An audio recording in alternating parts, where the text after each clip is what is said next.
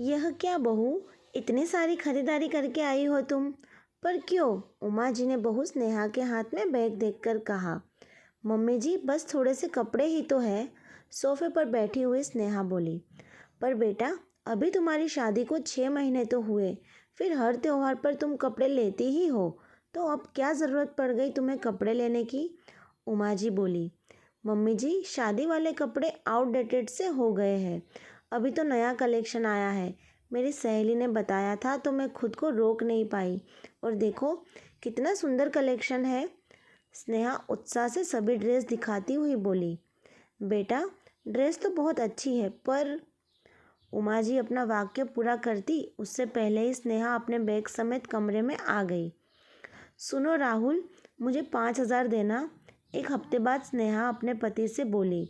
स्नेहा, अभी पिछले हफ्ते तो 10,000 दिया था, फिर से इतने पैसे क्यों? राहुल चौंक कर बोला। मुझे अपने कमरे के पर्दे बदलने हैं और एक दो सामान और भी लेना है। स्नेहा बोली। इन पर्दों में क्या खराबी है? अभी शादी के समय ही तो लगे थे, राहुल बोला। मैंने अपनी दोस्त के यहाँ देखे हैं पर्दे, वैसे ही पर्दे चाहिए। मुझे ये आउटडेटेड लगते हैं। उन पर्दों से हमारा कमरा खिलकर आएगा। स्नेहा उत्साहित होकर बोली। देखो स्नेहा, मैं नौकरी पेशा बंदा हूँ, कोई बड़ा बिजनेसमैन नहीं जो इतना पैसा हर महीने तुम्हें दे सकूँ। मेरे ऊपर घर की भी जिम्मेदारियाँ हैं, समझो इस बात को। तुम हर हफ्ते पैसा पैसा करोगी तो चल ली ये गृहस्थी, राहुल ने उसे समझाया। जब तुम पत्नी के खर्च नहीं उठा सकते तो शादी क्यों की? स्नेहा मुंह फुलाकर बोली। तुम्हें भी तो पता था मेरी कितनी सैलरी है, तो तुमने क्यों हाँ की? क्या बस पैसों के लिए ही शादी होती है? पत्नी हो मेरी तुम, नहीं समझोगी तो कौन समझेगा, राहुल बोला। पर स्नेहा मुंह फेर कर सो गई। राहुल को गुस्सा भी आया, पर उसने चुप रहना ही ठीक समझा। क्या बात है बेटा, सब ठीक तो है? अगले दिन राहुल और स्नेहा के उखड़े मूड को देखकर उमा जी बेटे से बोली। राहुल ने रात का किस्सा बता दिया। उमा जी सोचने लगी, अभी तो शादी को महज 6 महीने हुए, ऐसे मनमुटाव रहेगा तो कैसे गृहस्थी चलेगी दोनों की। चलो बेटा, चाय नाश्ता कर लो। जल्दी से राहुल के जाने के बाद वो स्नेहा के कमरे में चाय नाश्ता लेकर आई, और स्नेहा बोली। मम्मी जी, आप क्यों लाए, मैं ले लेती। स्नेहा बिस्तर से उठते हुए बोली। उसकी आंखें बता रही थी कि वह रो रही थी। बेटा, तुम्हारी तबीयत सही नहीं थी तो मैंने सोचा कि मैं ले जाऊं, उमा जी प्यार से बोली। मम्मी जी, तबीयत तो सही है, बस हल्का सिर दर्द है, स्नेहा नज़र चुराते हुए बोली।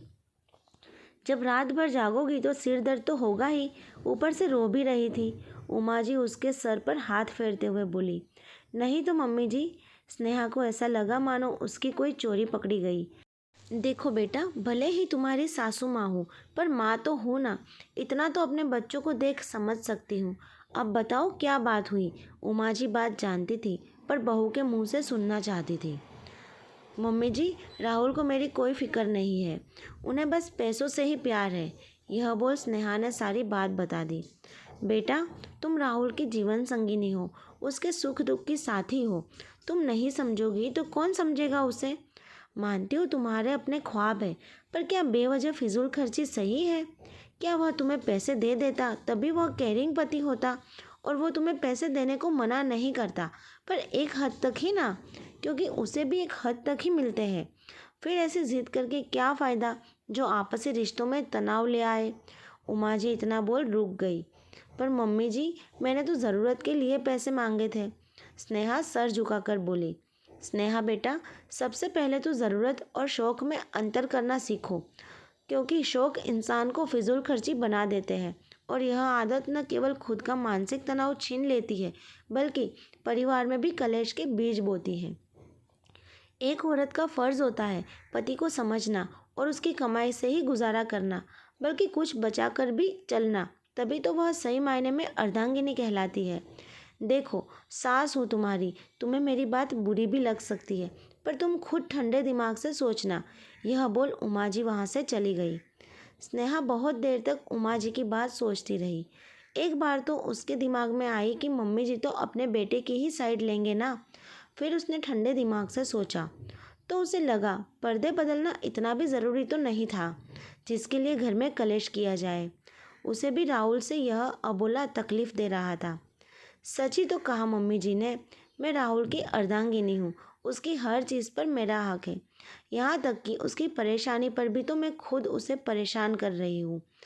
उसने सोचा, फिर उसे याद आया कैसे मम्मी एक एक पैसा बचा कर रखती थी, और जब पापा की कोरोना में नौकरी चली गई थी तब मम्मी ने कैसे उन्हीं पैसों से ना केवल घर चलाया बल्कि बच्चों की पढ़ाई का खर्चा भी उठाया।